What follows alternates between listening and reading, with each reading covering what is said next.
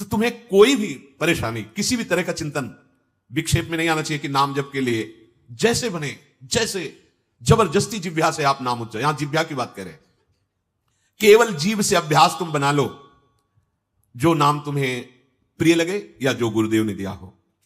जीव के द्वारा प्रभु के नाम की आवृत्ति अगर निरंतर होने लगे तो बहुत जल्दी हृदय के जो पाप वासना मल है वो सब नष्ट हो जाते हैं। ध्यान से सुनो इसे।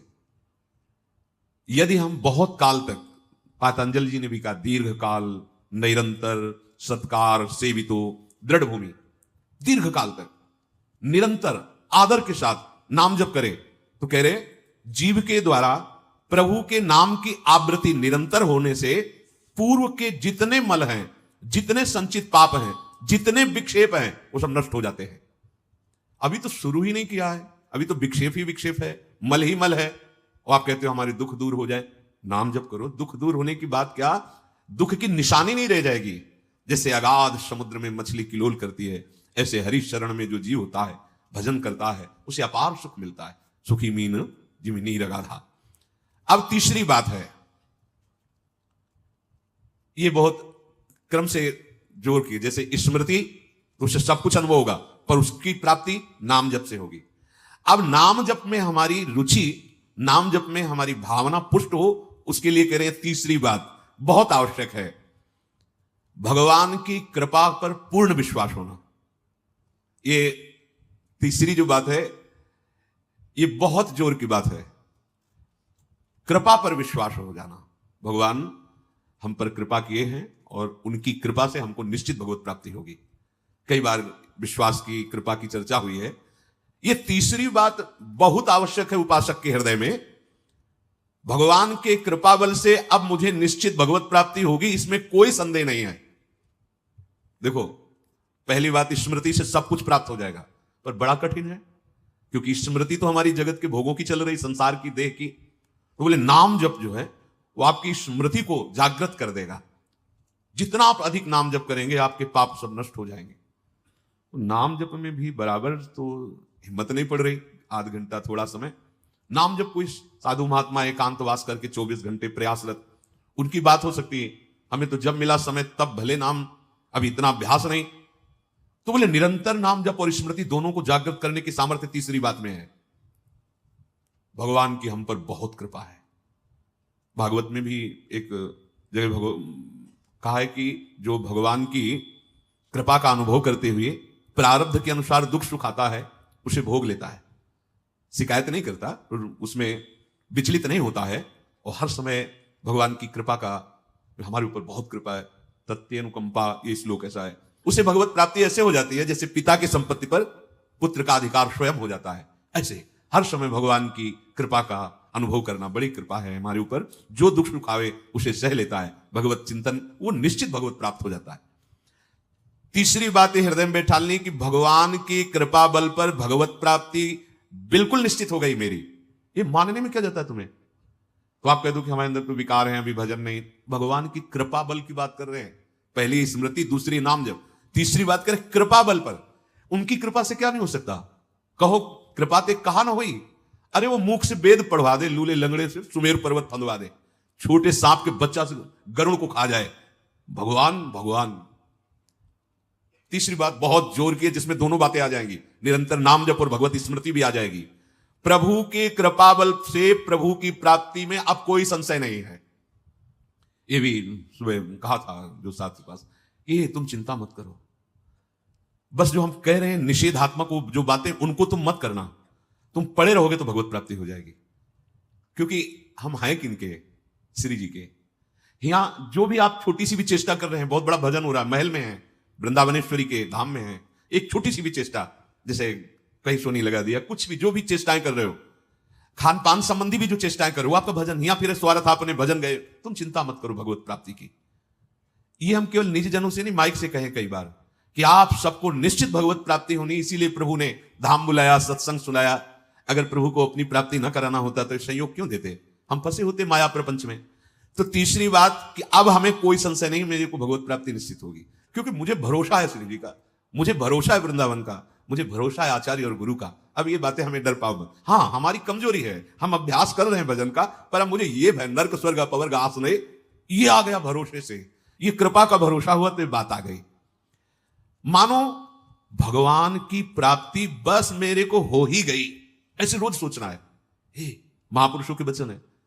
तीसरी बात बहुत जोर की है, नाम जप और भगवत स्मृति इसी में आ जाएगी, क्योंकि भगवान की कृपा से सब कुछ हो जाता है।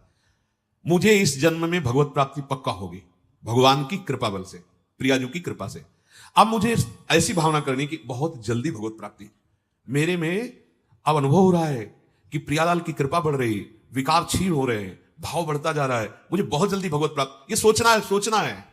जब हम गंगा किनारे भ्रमण कर रहे थे तो एक लाल जी योगी नाम के महात्मा थे, तो रात्रि में, प्राय संत जन रात्रि में जगते हैं, तो उनसे मिलने गए, तो रेत में ऐसे कपड़े का वो तंबू उसी में थे। उन्होंने कहा देखो तुम्हें जो बनना है वो सोचो, जो सोचोगे वही बन जाओगे। तो छोटी सी डायरी रखते थे, पेन लिखा उसी समय, आज भी वो लिखी रखी, जो तुम्हें बनना है वो सोचो, वैसा सोचो, जैसा सोचोगे वैसा तुम बन जाओगे।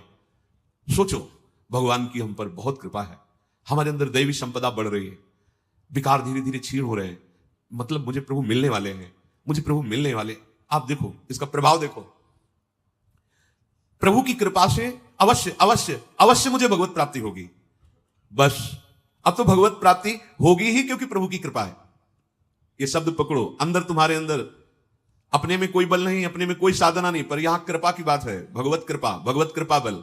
अपनी असमर्थता, बहुत अमृत में वचन है, अपनी असमर्थता, अपनी अयोग्यता, अपना अनाधिकारपन, ये है क्या? मैं अधिकारी नहीं हूं भगवत प्राप्ति का, मैं योग्य नहीं हूं भगवत प्राप्ति, मेरे में कोई सामर्थ्य नहीं, ये है। पर भगवान की कृपा से मुझे इतना विश्वास हो गया कि मुझे भगवत प्राप्ति होगी। अब क्या समस्या है? देखो बहुत आनंद की बात है, मुझे भगवत प्राप्ति होगी भगवान की कृपा से, श्री जी की कृपा से। यह शब्द इतना असीम प्रभावशाली है कि आप जो ही बात हृदय पे लाएंगे तो आपके सारे दोष, विकार, विघ्न, अड़चने, बाधाएं ये नष्ट होती चली जाएंगी। ये देखो महापुरुषों के अनुभव होते हैं। मत चित्ता सर्व दुर्गाणी मत प्रसादात तरिष्यति, भगवान कह रहे मत चित्ता सर्व दुर्गाणी मत प्रसादात तरिष्यति। सारे के सारे विघ्न, सारे के सारे दोष, सारे की सारी भगवत प्राप्ति में जो अड़चने हैं वो भगवान की कृपा प्रसाद से नष्ट हो जाएंगी और मुझे भगवत प्राप्ति होगी। मत चित्ता सर्व दुर्गाणी मत प्रसादात, साधन प्रसादात नहीं कह रहे हैं, समझो, मत प्रसादात तरिष्यति, तू तर जाएगा मेरी कृपा से। ये मेरे प्रभु की घोषणा है कि मेरे प्रसाद से, मेरे अनुग्रह से तुम्हारे सारे विघ्न नष्ट हो जाएंगे और तुम त्रिगुणात्मिका माया को लांघ करके मेरे को प्राप्त कर लोगे। बस मेरी कृपा पर विश्वास करो, मेरी कृपा पर मत चित्त बन जाओ। अपने चित्त को मेरे में अर्पित कर दिया। प्रभु की कृपा का भरोसा इतनी जल्दी दिव्य सद्गुण लाता है, यह पक्की बात है। जो दिव्यता आती है भागवतिक, वो भगवत कृपा से आती है, और ये कृपा तभी अनुभव में आती है, तो पर अनुभव में तभी आती है जब ये बात आ जाती है कि मैं असमर्थ हूं, मैं अयोग्य हूं, मैं अनाधिकारी हूं। पर भगवान की कृपा है, प्रभु की कृपा है हम पर, अब मुझे निश्चित भगवत प्राप्ति होगी। ये तीन बातें जीवन में आना बड़ा कठिन होता है। असमर्थ हूं, अयोग्य हूं, अनाधिकारी हूं। जब ये बात आ जाएगी ना तो तृणादपि सुनी चेन अपने आप आ जाएगा, अपने आप पूरा सूत्र भागवती उतर जाएगा, क्योंकि मैं अनाधिकारी हूं, मैं योग्य नहीं हूं। पर भगवान कृपा का यह है कि उनके नाम, उनके रूप, उनके धाम, उनकी लीला की तरफ ये हृदय जा रहा है, वो अपनी तरफ घसीट रहे हैं, पर मैं अनाधिकारी हूं। इससे क्या होगा? अहम खत्म हुआ, दैन्यता जागृत हुई, और भगवत आश्रय होने से हम जिसका आश्रय लेते हैं उसका प्रभाव होता है। जैसे अभी हम शरीर का आश्रय लिए तो देख लो हालत क्या की हुई है। ये शरीर, ये संसार विषम कहा गया है। देखो कैसी हृदय की जलन, अशांति, भोग, वासनाएं, ये सब किसके आश्रय से? शरीर आश्रय से। अभी भगवत आश्रय, अंदर से भगवत आश्रय, अंदर की बात है। यहां मैं अनाधिकारी हूं, योग्यता मेरे में नहीं है, मैं किसी योग्य नहीं हूं, पर प्रभु की कृपा हम पर है, निश्चित मुझे भगवत प्राप्ति होगी। कह रहे इसका इतना बड़ा प्रभाव है कि इसमें जो सामर्थ्य जागृत होती है, भागवतिक सद्गुण जागृत होती है, वो किसी साधना से नहीं, इससे बढ़कर कोई दूसरा उपाय नहीं है। विश्वास भगवत कृपा पर। तुलसीदास जी भी महाराज कहते हैं कि वस्तुतः मेरे में कुछ नहीं है, पर है तुलसी प्रतीत एक प्रभु मूर्ति कृपामयी है। मेरे में ऐसा कोई सद्गुण नहीं कि मैं अपने प्रभु को रिझा सकूं, पर यह विश्वास है कि मेरे प्रभु कृपा में है, कृपा मूर्ति है। अपने साधनों पर जो विश्वास करता है, अपनी जितेंद्रियता पर जो विश्वास करता है, वो गिर सकता है। लेकिन जिसको अपनी अयोग्यता का भान हो गया है और प्रभु का भरोसा हो गया है, उसे कोई नहीं गिरा पाएगा, पक्का। बच्चा बन जाओगे, अयोग्य हूं, पर आपका भरोसा, तो कोई प्रश्न नहीं आएगा जीवन में। अगर प्रश्न आता है तो आप वाणी से बच्चा कहते हो, लेकिन अंदर अहंकार है, वो अंतर्यामी सदगुरु जानता है।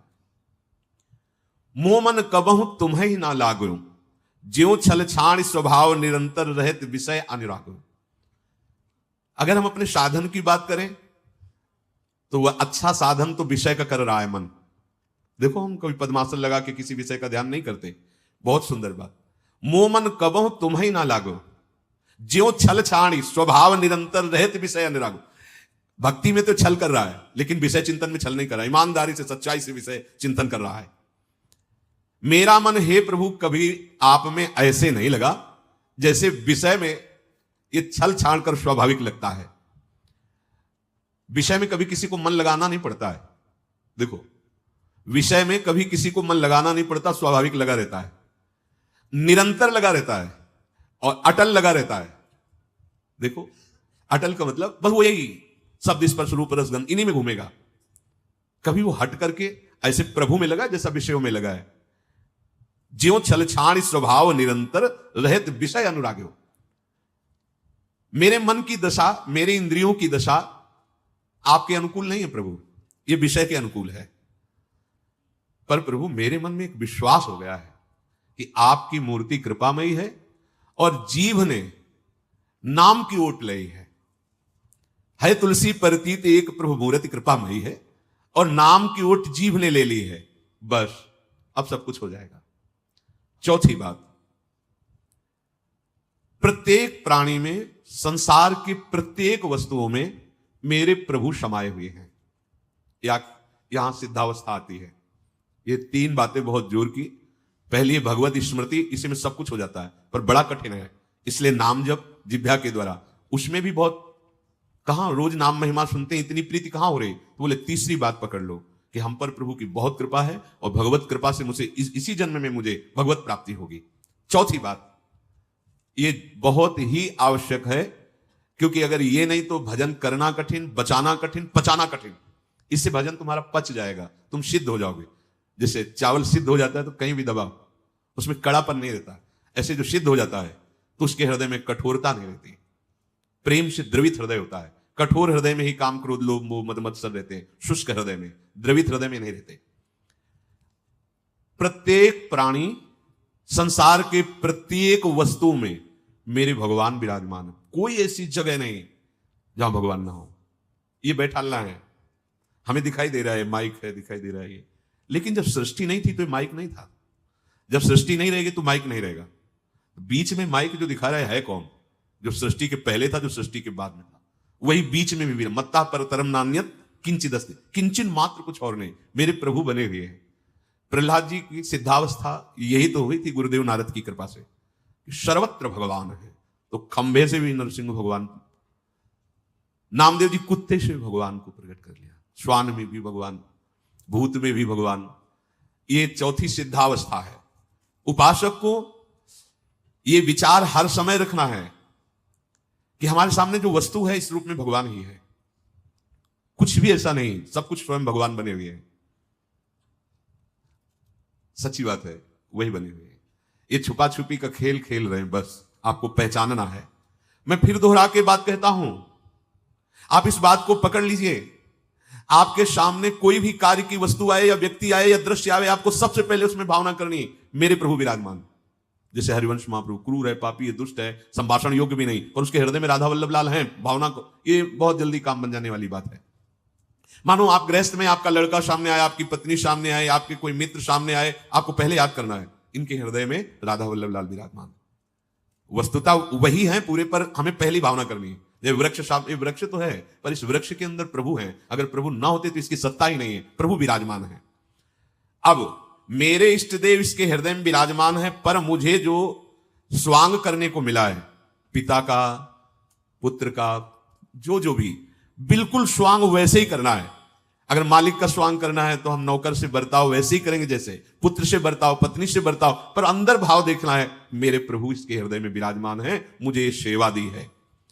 आपका यदि स्वांग सही निकला, देखो स्वांग सही निकलने का मतलब आप में ये कभी भाव नहीं आना चाहिए कि मैं पिता हूं, पिता का स्वांग कर रहा हूं, सामने आराध्य देव पुत्र के रूप में है, तो डांटना भी वो पूजा हो जाएगी भगवान की। महाप्रभु चैतन्य देव जी के पिताश्री को स्वप्न में एक दिन एक दिव्य महापुरुष प्रकट होकर बोले कि तुम निमाई को डांट रहे थे, पता है वो कौन है? डांटना ठीक नहीं। तब उन्होंने कहा देखो प्रभु आप कौन है तो मुझे पता नहीं, पर हमारे पुत्र रूप में वो आए हैं, तो अभी तो डांटा है, अगर आवश्यकता पड़ी तो चपत भी लगाएंगे, क्योंकि ये सौभाग्य देने के लिए प्रभु आए हैं।